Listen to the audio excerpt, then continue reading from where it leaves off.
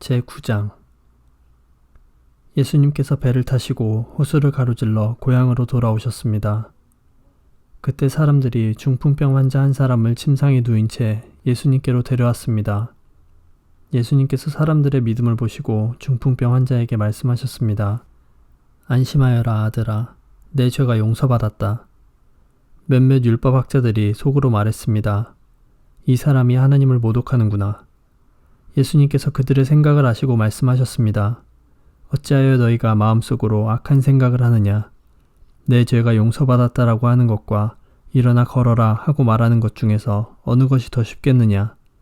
그러나 인자가 땅에서 죄를 용서할 권세를 가지고 있다는 것을 너희에게 보여주기 위함이었다.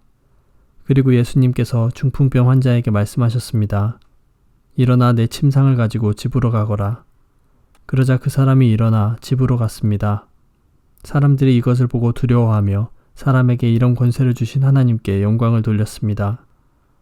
예수님께서 그곳을 떠나 길을 가시다가 마태라는 사람이 세관에 앉아 있는 것을 보셨습니다. 예수님께서 그에게 말씀하셨습니다. 나를 따라오너라. 그러자 마태는 일어나서 예수님을 따라갔습니다. 예수님께서 마태의 집에서 식사를 하실 때였습니다. 많은 세리들과 죄인들이 와서 예수님과 제자들로 더불어 함께 식사를 하고 있었습니다. 바리새파 사람들이 이것을 보고 제자들에게 말했습니다. 어째서 너희 선생님은 세리들과 죄인들하고 함께 어울려 식사를 하느냐?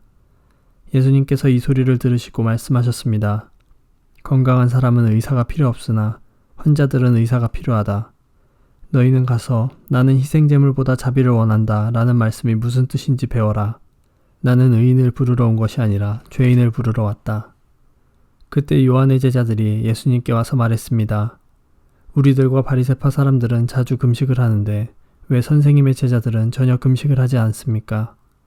예수님께서 이들에게 대답하셨습니다. 결혼식에 참석한 사람들이 신랑과 함께 있을 때 슬퍼할 수 있느냐? 그러나 신랑을 빼앗길 날이 올 텐데 그때는 금식할 것이다. 그 누구도 새 천조각을 낡은 옷에 대고 깁지 않는다.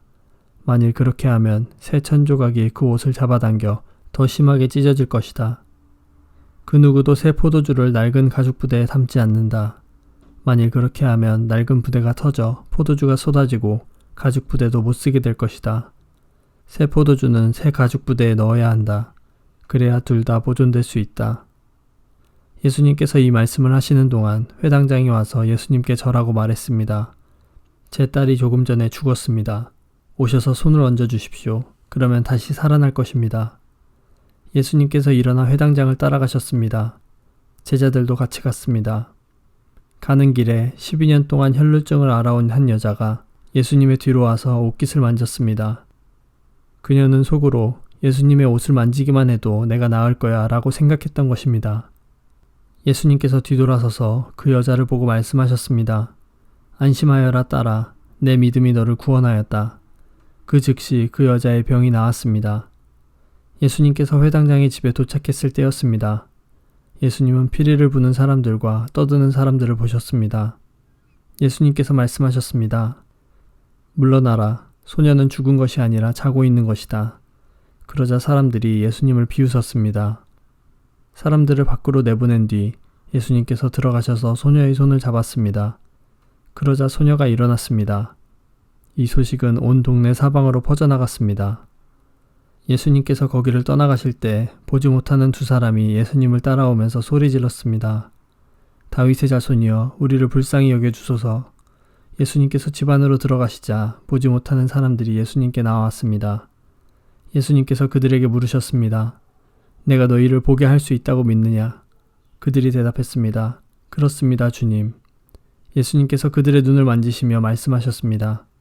너희의 믿음대로 너희에게 이루어져라. 그러자 그들의 눈이 뜨였습니다.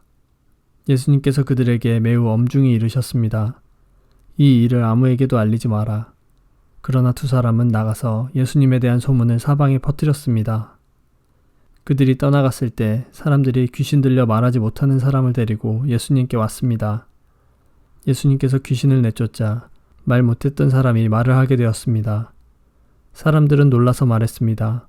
이스라엘에서 이와 같은 일이 일어난 적이 없었다. 그러나 바리새파 사람들은 말했습니다. 그는 우두머리 귀신의 힘으로 귀신을 내쫓는 것이다. 예수님께서 모든 성읍과 마을을 두루 다니셨습니다. 예수님께서는 유대인의 회당에서 가르치시기도 하셨고 하나님 나라에 대한 기쁜 소식을 전하기도 하셨습니다. 그리고 온갖 질병과 고통을 치료해 주셨습니다. 예수님께서는 사람들을 불쌍히 여기셨습니다. 그것은 사람들이 마치 목자 없는 양처럼 내팽개쳐져 고통을 당하고 있었기 때문입니다. 예수님께서 제자들에게 말씀하셨습니다.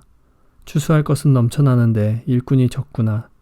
그러므로 추수할 밭의 주인에게 간청하여 일꾼들을 추수할 밭으로 보내달라고 하여라.